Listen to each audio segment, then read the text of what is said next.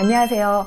친한 변호사 이주영 변호사입니다. 저는 상속 전문 변호사이고요. 오늘은 상속인 중에 정신지체장애인 또는 치매가 있으신 분이 있을 때 이분들이 인감증명서를 발급받을 수 없어서 상속재산 분할 협의라든가 상속 등기 또는 상속 예금 인출 이런 것들을 할 수 없는 경우에 해결 방법에 대해서 말씀드리도록 하겠습니다.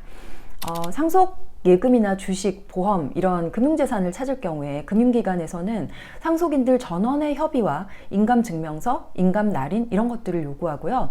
그리고 상속 부동산의 경우에 법정 지분대로 등기하는 경우에는 상관이 없지만 법정 지분대로 등기를 하지 않고 상속인 중 한 사람 명의로 등기하는 경우에는 상속인 전원의 인감이 찍힌 상속재산 분할 협의서와 인감증명서가 필요해요.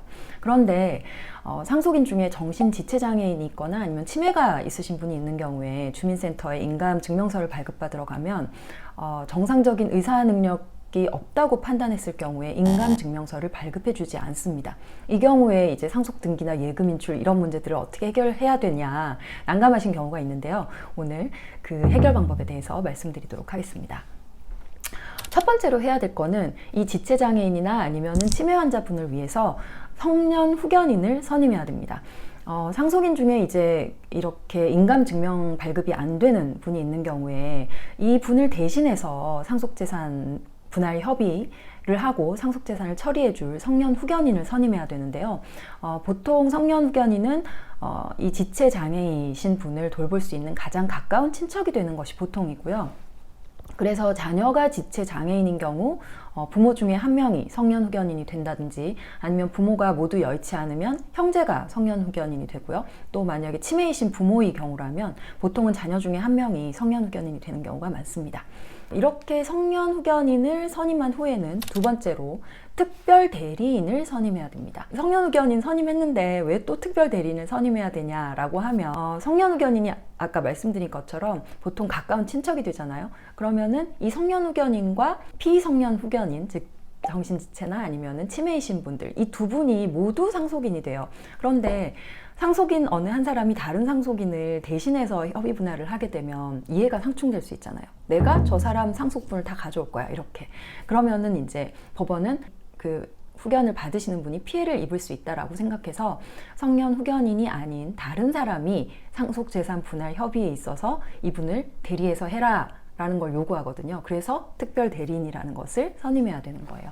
이 경우에 특별 대리인은 가까운 친지 중에 한 분이 하시면 되고요. 뭐 이모, 고모, 외삼촌, 뭐 외숙모 이런 분들 중에 좀 도움을 주실 수 있는 분들이 특별 대리인이 되면 되고요. 이 특별 대리인이 이제 이 지체장애인을 대신해서 다른 상속인들과 상속재산 분할 협의서를 작성하게 되는 것입니다. 세 번째로 해야 될 것은 상속재산 분할 협의 내용에 대해서 법원의 허가를 받아야 됩니다.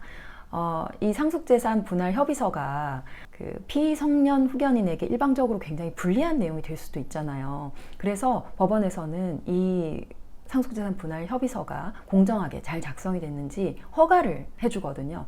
그래서 성년 후견을 받으시는 분이 피해를 입지 않도록 법원에서 이렇게 허가를 받아서 상속재산 분할 협의를 해야 됩니다.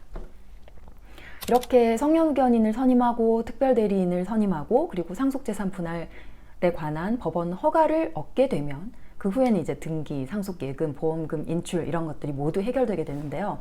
사실 정신지체나 치매가 있는 분을 포함해서 상속재산 분할을 하는 경우에 상속세 문제라든가 아니면 부동산 처분 문제 이런 것들로 인해서 치매나 정신지체장애가 있으신 분들을 제외하고 다른 상속인 명의로 부동산 등기를 하기를 원하시는 경우가 많은데요.